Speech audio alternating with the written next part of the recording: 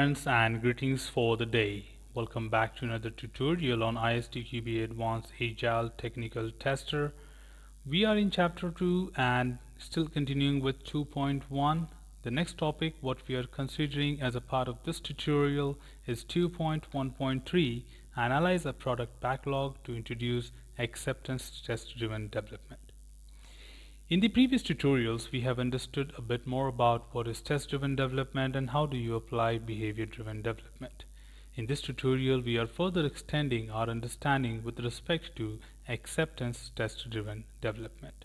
Now, when you generally talk about acceptance test-driven development approach, it supports the coordination of software projects to address the delivery based on the customer needs, where acceptance tests are a specification for the desired behavior and functionality of a system.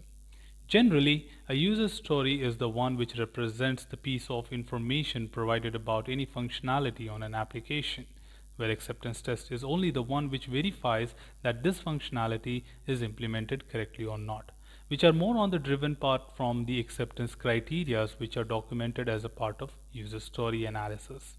So as we understand during the Agile user story analysis or discussions, we do identify achievable acceptance criteria. And then these acceptance criteria become a reference or the input to define the acceptance test. At the end of any sprint, when a task is completed, we also measure that acceptance criteria is met to define the task to be completed or done. And that is what we call it as acceptance test, which is being prepared to meet the expectation.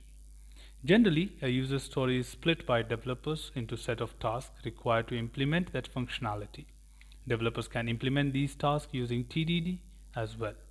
When a given task is completed, the developers move on to the next task and so forth until the user story is completed. Now, this is obviously indicated with the help of successfully executed acceptance test. Both BDD and ATDD are customer focused, whereas TDD is developer focused. As we understand that TD is the one which generally requires a test to be prepared first and then the code. So of course that is more developer driven, but here it is more customer focused, where what exactly is the customer acceptance criteria will be followed to derive the test cases. Whereas BDD and ATD are similar in that they both produce the same result, a shared understanding of what it is to build and how build the right thing will be considered as a part of it. BDD is a structured way of writing the test cases as well.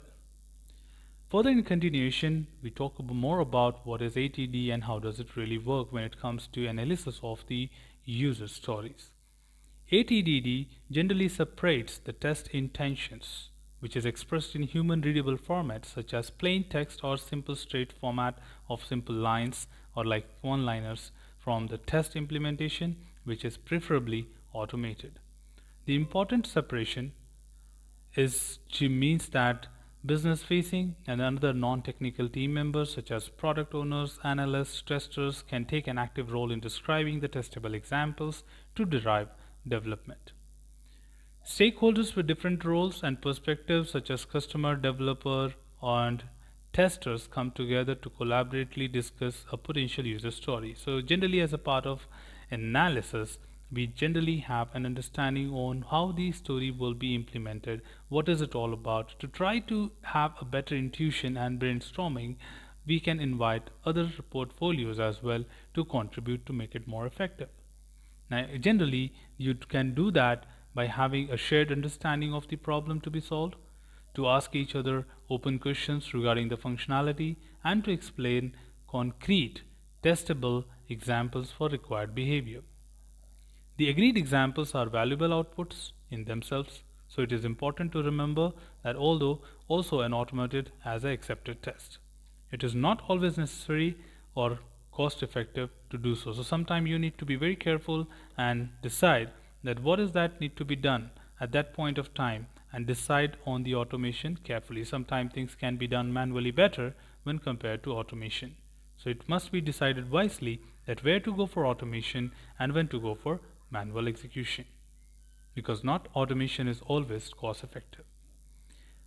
At the end, we are also talking about some details with respect to what exactly are the approach of the tester and what exactly is the contribution of tester during ATDD. This entire example and the story of the analysis with respect to ATD illustrates an important role of the agile tester during the situation. During the discussions, the tester may be thinking in terms of the test technique sometime that probably execution, equivalence partitioning, boundary value analysis, and other techniques can help you, and so on. So they can use this analytical approach to encourage questions to be asked to the product owner about where the interesting behavior and edges cases can be found. But of course, acceptance criteria can one of the medium to analyze the same. At the same time, user stories exploration would help you a lot to define an achievable and testable acceptance criteria. There's another thing which need to be taken care of is specification by example, which we also know it as SBE, which refers to a collection of useful patterns that allow an agile team to discover, discuss, and confirm the important outcome required by business stakeholders and software behaviors that are needed to reach those outcomes. The term has been widely used to include and broaden the meaning of the team acceptance test driven development. I think that was a quite interesting tutorial, team. Should you have anything beyond this, feel free to comment below. I'm there to address your queries and answer them well. Till then, keep learning, keep exploring, and keep understanding the context.